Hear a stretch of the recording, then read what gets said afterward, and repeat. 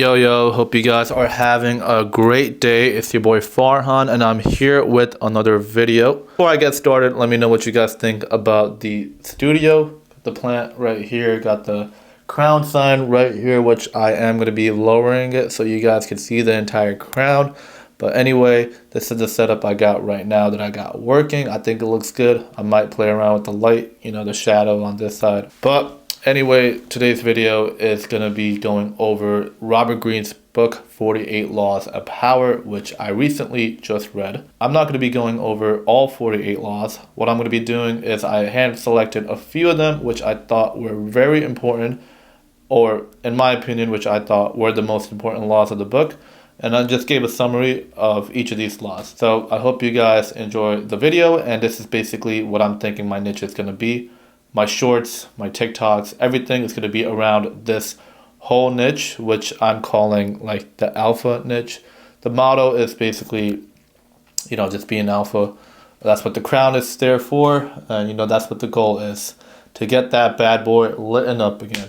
So the first law of Robert Greene's book, which I think is most important, is speak when necessary. Basically, what this means is whenever you are out, and I'm talking about like in a professional setting, this doesn't really apply with close friends and close family, but whenever you are out, say like at work, or you're trying to get something done, speak less than you're trying to speak. Because I think the more that someone speaks, it's basically you are going to get some things out of you which you didn't want to get out. Like, we all know that one person that basically talks too much, and we're always just like, dude, like, shut up. And that's basically kind of like what this law is saying. You basically want to get something done, you want a job, you want to start a business, you want to hire someone, you have to do it in the less words as possible. You have to basically be more articulate than you were before.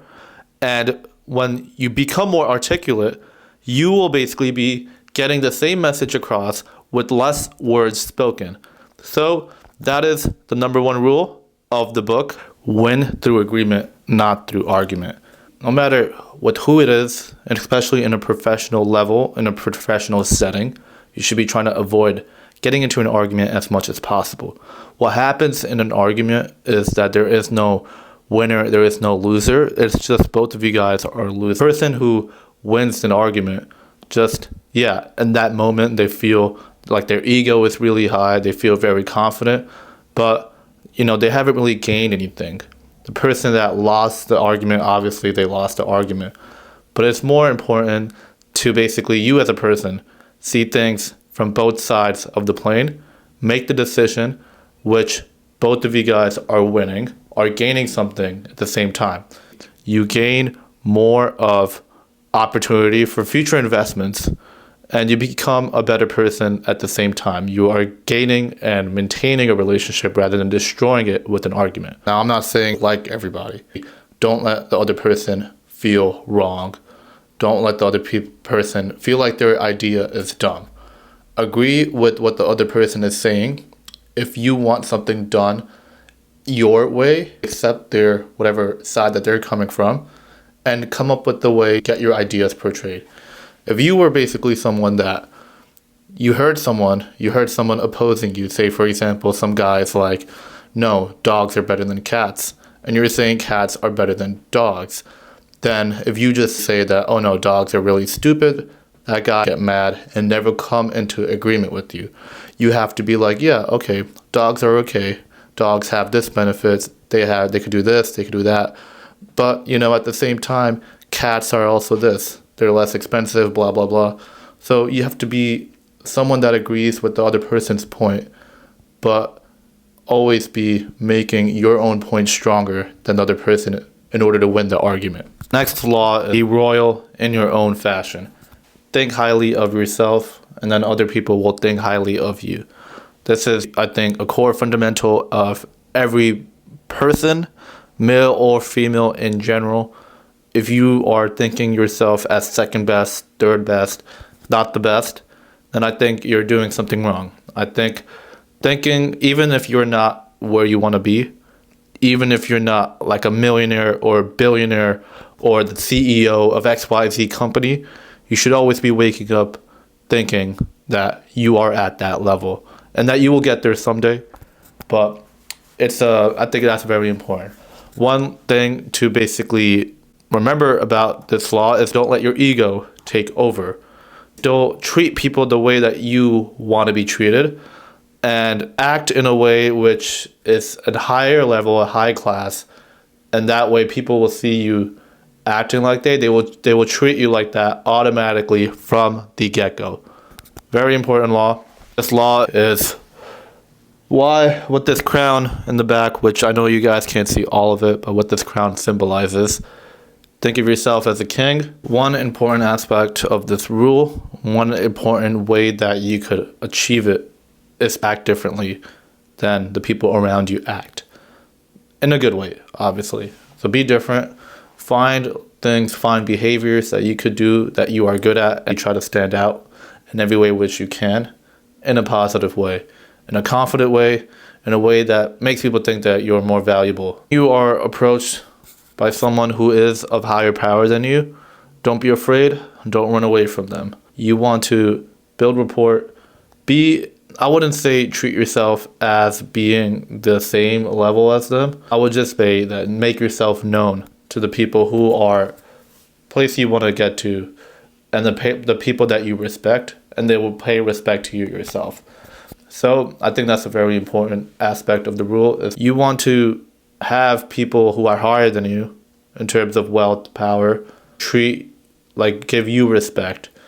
Think of you as, someone who is worthy, someone who they want around, and someone who they respect. Next law, which I think a lot of people nowadays are getting themselves trapped into, is isolation.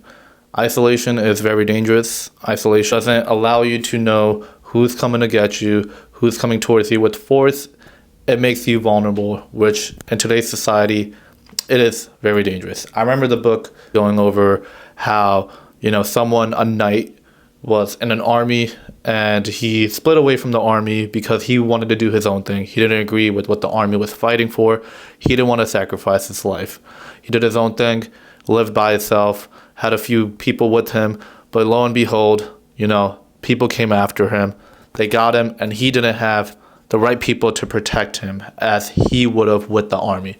So that is a very important law that Robert Greene goes over, is always have people by your side that could convey you a message of the important things that are going on in the world. Another very important thing that people don't realize, especially in a professional setting when it comes to isolation, is that it makes you like a bit more suspicious than an average person that people know. Being in isolation, not talking to other people that are around you, people don't know who you are. Even if you have to fake it, even if you have to put on a fake smile on your face, it's important that people at least know your name, know where you come from, know a little bit about you. If you say, for example, you are working at a company X, Y, and Z, and no one knows who you are, you're just working by yourself, you're isolating someone, you are more vulnerable than someone that knows everybody. Why? Because no one really knows. You could be like anybody. You could be no one. Wherever you are, whether it's in a professional setting, a social setting, whatever it is, always have people around you, always have people that are basically giving you the right message, and always have it be positive people. Next law that I'm going to be going over is mastering the art of timing. In my opinion, I think that no matter where you are in life, I think time is the most valuable asset that anybody could have. Mastering the art of it, being patient, waiting for the right moment, not being in a hurry. You want to be patient. You want to be basically in the mindset that something's going to happen. Something that you want to happen is going to happen. That is what patience is, and that is what being positive is. So master the art of timing. Try to conserve as much as your time as possible. I'm not the biggest proponent of multitasking, in my opinion. I think single tasking is very important, but in some situations, if you're comfortable with doing 2 or 3 tasks at once, definitely take advantage of it. The next law that I think that is very important from Robert Greene's book for you guys to know is planning for the end. Say you have a goal in mind and you have a timeline of how you're going to accomplish everything. Say it's by like checkpoint, checkpoint, checkpoint. You want to be prepared for exactly what obstacles are there to come, and you have to have a plan to how to handle those obstacles. That way, when the moment comes and say an obstacle is in the way, you're not spending additional time handling it. You already know a solution to the problem, and you could go ahead with the agenda that you had for your goal. Another important aspect that basically kind of relates to this is setting long-term goals. I think setting long-term goals are just as important as setting short-term goals. So long-term goals would be goals like within a year, 2 years, 5 years, 10 years. This just basically gives you like an overview of what the big picture is, what you're trying to accomplish, and you should be taking smaller steps, which are these short-term goals, to get to that bigger picture. In general, just planning anything, whether it's like a trip to the Bahamas, whether it is like an exam you got coming up, whatever it is, planning is just crucial. You don't want to go into a situation where you didn't plan and you just get hit out of nowhere and you're just like lost, or you become a failure. Not permanently, guys, just in that temporary moment. So again, planning and basically keeping the end in mind is another important habit, or it is another important law from Robert Greene's book. Another very important law from Greene's book, which I think is kind of has to do with the whole art of timing situation, is concentrating your focuses, knowing what your strengths are, and going all in what you're trying to accomplish. This is something that I personally used to struggle with. I used to want to do like 5 different things at once, and all 5 things I would be mediocre with. Now, if you pick one thing that you really like outside of everything that you're trying to accomplish, and you put all your eggs in the basket and you do it, that is the way to do it than trying to accomplish multiple different things at once. I see this a lot with a lot of people who are trying to get into side hustles. They're trying to make money. They're trying to make like 5 different streams of income, which they're trying to learn 5 different ways to make money. At the end of the day, you're going to burn yourself out. And at the end of the day, you're not going to be great at each one of those 5 things. The people that you see out there that have 5 streams of income, what they did was took one of them and they spent like months trying to get really good at that one thing.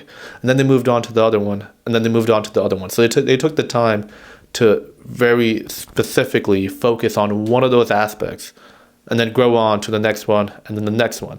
That's how it's supposed to be. You are going to be burning yourself out. You're going to be overloading your brain if you're trying to learn multiple different things, and you are not going to be maximizing your time. Being a jack of all trades and a master of one is one of the best sayings that I've read from the book. It clearly explains what I'm trying to convey right now. Another very important law of Greene's book is recreate for yourself. Do not be what society wants you to be. Be your own person. Be your own version of success. Be your own version of power. You want to be the master of your own image rather than letting other people define you. Be what you think is successful. You don't want to fall into the norms of society, which I'm not saying is the worst thing you could do.